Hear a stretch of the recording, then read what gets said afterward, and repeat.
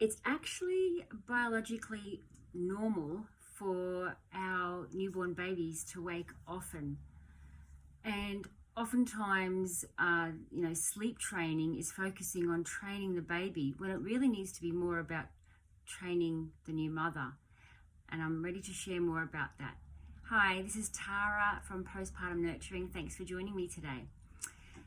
So, as I mentioned, many sleep training methods, especially the cry it out method, it's, for me, my personal opinion, and I know other experts have also an opinion about this, or it's not just an opinion, it's actually studied to show that a lot of harm can be done with letting a young baby cry it out in order to get to sleep.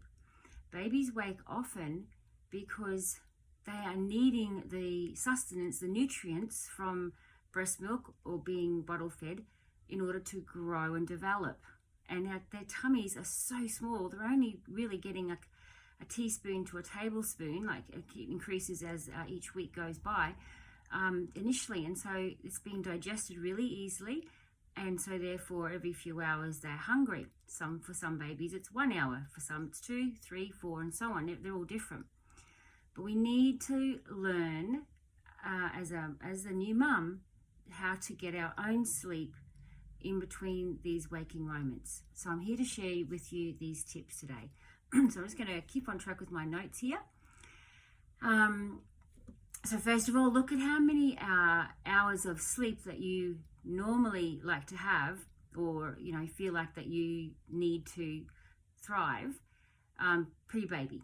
And if it's, for example, 8 hours, but when you have your baby, you're waking up throughout the night and maybe you're awake for 3-4 hours, then you're getting broken sleep. Our brains are actually wired differently once we become a mum to be able to cope with that. However, you are still needing to make up those 3 or 4 hours, and it's finding these times and these ways to do that will help you get the sleep that you need for your own mental health, wellness, and also for hormone health as well. Because the more sleep that you have, the right hormones are created, and you need those hormones to help you sleep. And it's a cycle. So, first of all, go to bed an hour or so earlier. Look, I didn't do that for years. I was always looking to fit this in and fit that in late at night. And then I'd get to bed and within 20 minutes, my baby would be waking up for an 11 p.m. feed. And it was just ridiculous. And look back now and think that's just part of what's burnt me out and because my depletion. So I'm letting you know, Mama, to go to bed either when the baby goes to bed for their last feed for that night, or for that period, or soon after, and just change your priorities just for a short amount of time, right? It's not for years. So just do it for now. Go to bed that bit earlier. Take naps during the day whenever you can. Again, instead of looking around and seeing the things that need to be done, there's the pile of laundry, there's the dishes to be done. This is where getting help is really vital. But if you don't have that help on hand at the moment, just look around and just, maybe the baby goes down to sleep for an hour, put a timer on, you can spend 10 minutes on that task, or preferably put your sleep first, go and have a nap, and maybe nap for 20 to 30 minutes, 45 minutes if you can, and then start that task before Bubby wakes up, if you get up before Bubby. It's just going to depend on your situation and your circumstances. Okay, so that's tip number 2. What have I got there? Oh yes, so make a nice beautiful blend with chamomile oil or a lavender oil, in something like coconut or a jojoba oil, sweet almond oil, and you can do a self massage, or if you have someone there, your partner, ask them to just give you massages in the early evening, prepping you to be calm and ready for some quality sleep when you can have that. Also, you can have a chamomile tea and sip that around 5-6 p.m. And that will also, if you're breastfeeding, go through the milk, and it can have calming effects on the baby as well. You can also try a drop of vetiver oil on the bottoms of your feet. That's very grounding, and it helps with sleep as well. I use it still now. I put a drop on my feet pretty much most nights, especially if I've been, in front of the computer at night. I usually be off by 9 p.m., but sometimes it can be a bit later. Vetiver really helps calm everything. Support yourself nutritionally is key. Now, eating a nutrient-rich diet will give your body the nutrition that it needs, and as I mentioned before, the nutrition will support the growth of the hormones, the balance of the hormones, and the hormones will support you to sleep.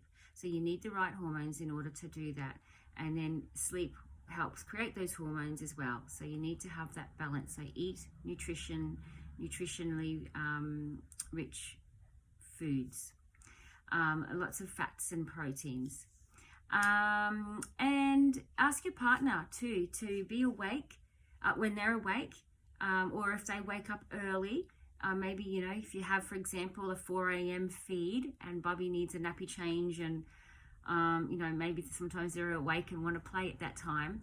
Ask your partner. You've fed the baby. Maybe your partner can take them for a little while, change the nappy, do those things, and hopefully settle them back to sleep. Look, for me personally, I breastfed through the night. Baby Lo would lie next to me. They started off like we had a bed next to us, a cot that we had the sides off, and it was just basically an extension of our bed. And they would just feed throughout the night, especially as they became older, like 1 year old and 2 years old. It might not be ideal for you, and that's okay. But if your partner can, take the baby for a little while and let you get that bit of extra sleep, communicate that with them. And also, this is just a note, if your bubby is not sleeping more than 20 to 30 minutes at a time, then it might be time to just go and get some things checked out. So you might want to go through some allergies, like to check what you're eating. Dairy and gluten are quite inflaming in a postpartum body. So, they can affect the baby. I've had many mums who said that as soon as they stopped the dairy, their babies got better. So check what you're eating. Check the baby for allergies. Also, some alignment work with a chiropractor, someone that you trust with babies, or a physiotherapist or a craniosacral, something like that, who can align the baby after birth, because they get misaligned as well. What else? Oh, latching, that's right. And check that they are actually latching well to the breast and really draining that breast and getting full as well. So that is something that I can help you with if you're needing anything. So for now, if you want some more tips, be sure to go and download the free guide just to get you started with some help in those areas of self-care. And I am also available for your free consultation. The calendar booking link will be here and in the link. And please reach out and we can have a little conversation about what might be going on for you and how we can improve things. All right, many blessings, Mama, and I will talk to you again soon. Bye-bye.